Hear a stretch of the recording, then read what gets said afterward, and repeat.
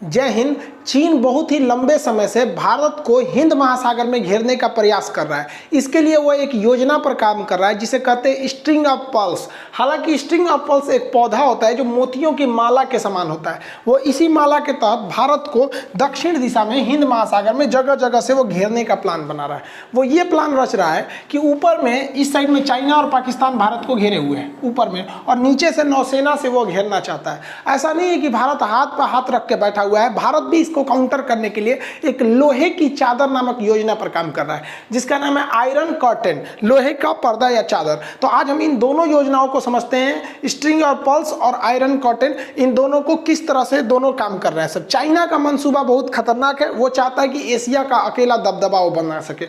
इसलिए चाइना क्या कर रहा है, वो चारों ओर नौसेना लगाकर और अपने को घेरना चाह रहा है, क्योंकि इंडिया को घेरना चाह रहा है। क्योंकि अगर देखेंगे तो ऊपर में तो चाइना है और इस साइड पाकिस्तान है, तो ऊपर से तो इंडिया इन्हीं दोनों से घिरा हुआ है। अब इस साइड में वो जगह जगह पर अपना विस्तार करते जा रहा है। इन देशों में अपनी नौसेना के पहुंच बनाते हुए, श्रीलंका यहाँ पे इधर लेते हुए इस साइड से पूरा इस तरह से भारत को घेरने के प्लान में है। तो हम एक एक करके इन सभी देशों को देखते हैं और ये समझते हैं कि भारत का जो आयरन कर्टेन है ये काम कर पाएगा कि नहीं।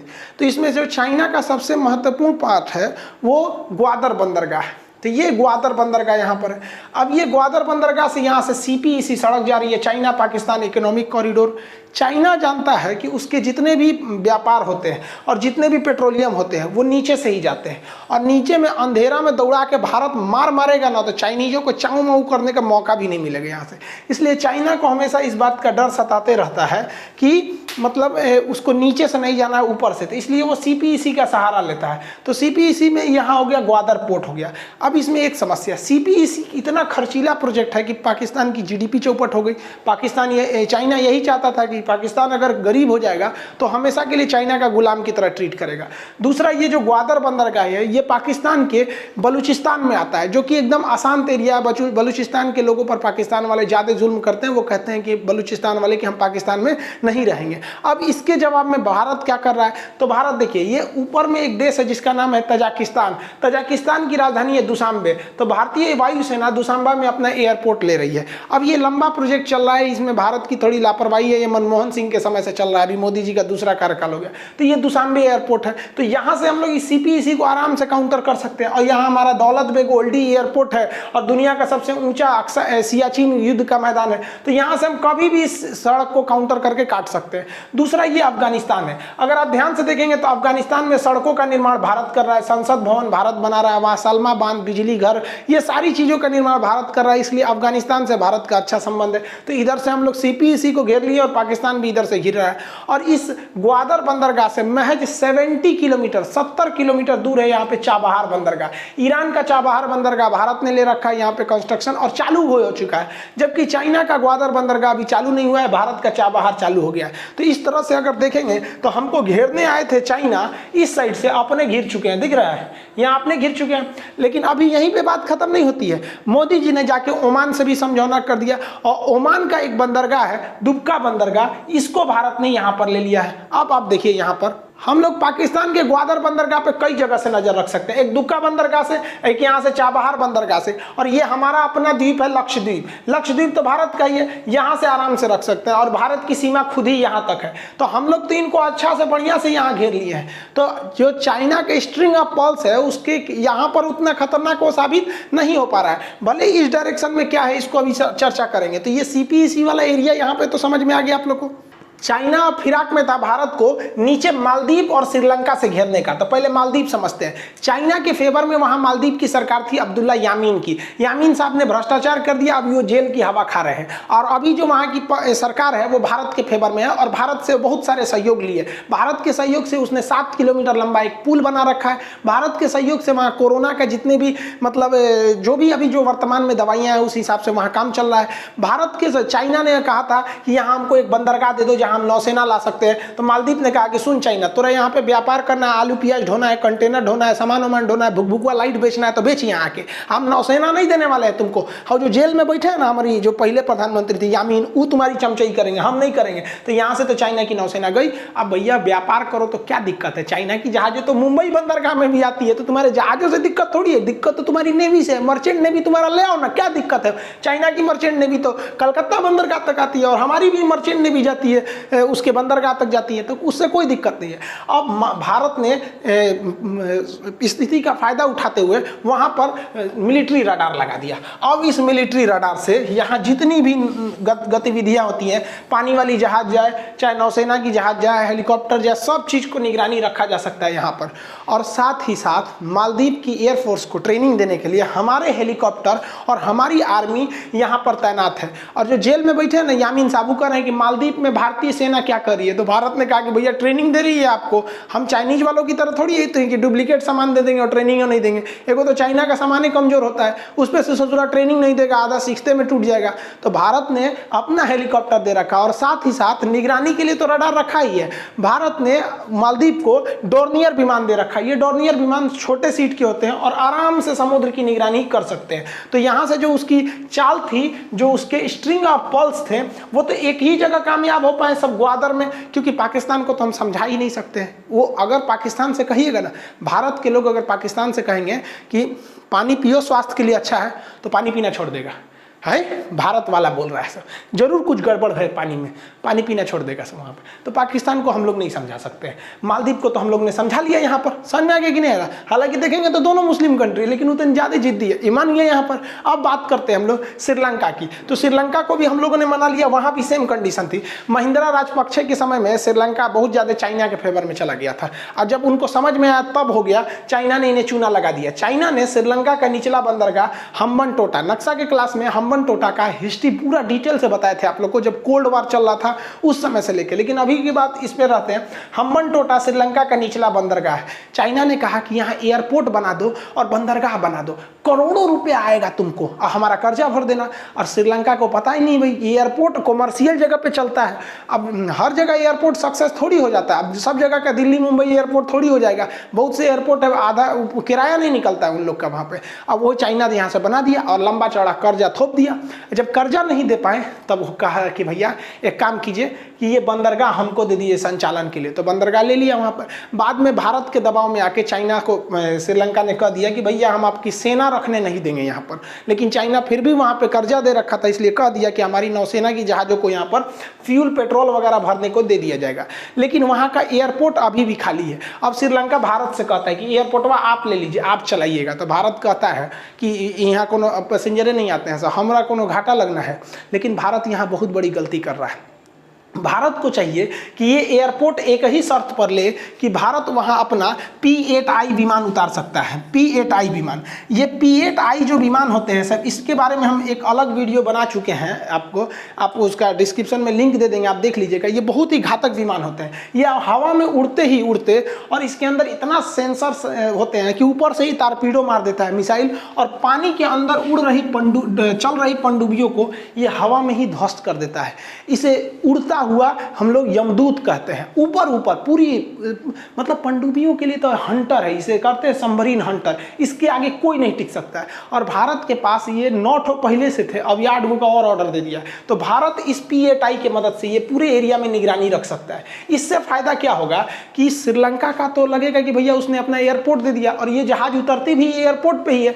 अब उस एयरपोर्ट की मदद से जो चाइना की पनडुब्बी यहाँ पेट्रोल भरने आ रही है ना, आओ भैया कोई दिक्कत नहीं, तुम तो हमारी निगरानी में हो। तो भारत सरकार यहाँ गलती कर रही है, वो एयरपोर्ट ले लेना चाहिए और इस शर्त पे लेना चाहिए कि हमारे P-8I विमान, निगरानी विमान को वहाँ उतरने दिया जाएगा। और इस पे श्रीलंका इजीली सहमत भी हो जाएगा, क्योंकि वो एक बार चाइना से धोखा खा चुका है हम्बनटोटा बंदरगाह और हम्बनटोटा एयरपोर्ट को लेकर। इस बार भारत को ये मौका नहीं गंवाने देना चाहिए। देखिए चाइना को लग रहा था ना, उसने जिबूती में अपना सैन्य अड्डा ले लिया, तो बहुत बड़ा तीर मार दिया। देखिए जिबूती एक ऐसा छोटा सा देश है जहाँ पर कई देशों की सैन्य अड्डा दे रखा है, उसकी अर्थव्यवस्था चलती है ये दूसरे को सेना का अड्डा दे रखा है, उससे भाड़ा वसूलता है। अब सेना अड्डा बहुत बड़े एरिया में होते हैं, बहुत एरिया होता है उन लोग का, कई किलोमीटर में होते हैं। अब सोचिए ना, यहाँ कोई एक मामूली होटल बना देता है 10 तल्ला, तो उसको कितना किराया आता है, और कोई कई किलोमीटर में देगा तो उसका कितना किराया आएगा, वो भी विदेशी लोगों से ले रहा है, तो उसकी अर्थव्यवस्था ही चलती है। तो चाइना यहाँ गया और उसने कहा कि जिबूती में हम सेना का अड्डा ले लेंगे, क्योंकि ग्वादर में तो उसने ले ही रखा है। तो अरे भैया, ये नहीं समझ रहा है कि भारत ने फ्रांस से समझौता कर रखा है, जापान से समझौता कर रखा है, और अमेरिका से समझौता कर रखा है। इस समझौते के तहत भारत इन देशों के सेना के अड्डे जहां हैं उसका इस्तेमाल कर सकता है। और इत्तेफाक देखिए चाइना की होशियारी का, कि यहाँ पे जो उसने अड्डा लेकर रखा है जिबूती में, वहाँ फ्रांस का पहले से है, अमेरिका का पहले से है, और जापान का पहले से है। हम लोग बिना अड्डा लिए उसके अड्डा को प्रयोग कर सकते हैं। लेमुआ कामकोसा ऐसे समझौते हुए हैं। तो यहाँ पे तो चीन का अड्डा रहे न रहे कोई फायदा नहीं है, कि युद्ध की स्थिति में भारतीय सेना वहाँ जाके बैठ जाएगा, नौसेना वायुसेना सब बैठ जाएगी, आराम से खाते रहेगी। फ्रांस वाला से कहेगी बर्गर खिलाओ, तुम कुछ खिलाओ, आराम से युद्ध होगा तो उन्हीं फोड़ फाड़ के निपटा देंगे लोग यहाँ पे। तो चीन को तो यहाँ से कोई खास फायदा हुआ नहीं यहाँ पे अड्डा लिए हुए, क्योंकि यहाँ से समझौता हम लोग का आराम से। और उल्टे यहाँ पे घाटा क्या हो गया, भारत ने, मोदी जी सेशल्स गए थे। सेशल्स एक देश है, यहाँ पर सेशल्स का एक द्वीप है जिसका नाम है एजम्सन द्वीप। मोदी जी समझौता कर दिए कि एजम्सन द्वीप पर हमारी नौसेना रहेगी। अब देखो भाई साहब, यहाँ हमारी नौसेना हो गई, समझौता के तहत हमारी नौसेना यहाँ भी हो गई, दुबका बंदरगाह यहाँ तक हो गया, और यह ईरान का चाबहार बंदरगाह गया हो गया, अफगानिस्तान में है, ये जिबूती में है, यहाँ पर तजाकिस्तान में। तो ये एरिया तो हम लोग ले लिए। और लेमुआ समझौता, कामकासा समझौता, बेका समझौता के तहत हम लोग यहाँ पे डिगो गार्सिया जो अमेरिका का सैन्य अड्डा है उसका भी प्रयोग कर सकते हैं। लो भाई साहब, यहाँ तक तो हम ही हो गए। और यहाँ पे अंडमान निकोबार हमारा बपौती है, हम लोगों को जापान ने गिफ्ट में दिया था, सुभाष चंद्र बोस को। सुभाष चंद्र बोस ने इसका नाम शहीद एवं स्वराज नाम रखा था। ये एसएससी सीजीएल में क्वेश्चन पूछा था। तो यहाँ तो हम लोग कहा ही है। अब बताओ भाई साहब, चीन तुम हमको घेर रहे हो, स्ट्रिंग ऑफ पर्ल्स, यहाँ तुम्हारा बाप बैठल है आयरन कर्टन। तो देखो भैया, यहाँ पर ऐसे हम लोग हैं लोग यहाँ पर। अब ऊपर में चाइना को लग गया कि भैया यहाँ पर दो ही देश हैं सब जो भारत को घेर सकते हैं, एक शेख हसीना वाला बांग्लादेश और यांग सांग सूकी वाला म्यांमार। अब इसके बारे में तो वीडियो बताए थे, अभी आगे और समझा देते हैं। तो यहाँ तक समझ में आ गया, इस साइड से हम लोग को खतरा नहीं है, चाइना जितना चिल्ला ले कोई खतरा वाला नहीं है, क्योंकि मोदी जी भी विदेश में घूमे हैं, तो फालतू काम के लिए नहीं घूमे हैं। ये भी जवान बहुत अच्छा काम करके आए हैं। अब आगे देखिए, चीन का पड़ोसियों से खटपट हो रहा है, खास करके यहाँ ताइवान से। ताइवान को चीन सोच रहा है हड़प लेना, लेकिन ताइवान की जो प्रधानमंत्री हैं बहुत ही एग्रेसिव है। इस साल भारत ने भी ताइवान का जम के साथ दिया, वहाँ से व्यापार भी किया, उसके फ्रीडम डे को भी मनाया गया। हालांकि ताइवान के फ्रीडम डे के पहले ही हमने आप लोगों से हम आपको वीडियो ही बनाए थे और कहे भी थे कि आप लोग इसको सपोर्ट करेंगे। आप लोग ने भी किया, भारत से बहुत सारे मीडिया ने भी किया, और चाइना ने विरोध किया इनका और भारत का भी, तो कोई फायदा नहीं हुआ। भारत ताइवान की ओर से हो गया, WTO में ताइवान का साथ दे दिया। और भारत अब ये व्यापार मन बना रहा है कि जो सामान चाइना से आती है अब वो ताइवान से मंगाया जाएगा। और ये हम कई वीडियो में बना चिल्ला भी चुके हैं, भैया सेम रेट पे ताइवान देता है तो हम यहाँ से क्यों ना खरीदें। उसके बाद ये जिनपिंग साहब को लगा, कोरोना फादर ऑफ कोरोना बकलुलवा, ये सोचा कि हम बांग्लादेश में आके घुस जाते हैं।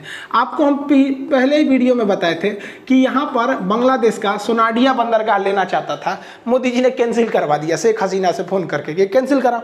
और चिटगांव बंदरगाह पर ये 2012 से बात कर रहा था कि हमको दे दीजिए, यहाँ हम अपनी नेवी रखेंगे। तो शेख हसीना कही कि देख भैया, हमारा मोदी जी से बहुत अच्छा जमता है, और कब वो फ़ोन कर देंगे तो हम कैंसिल करा देंगे।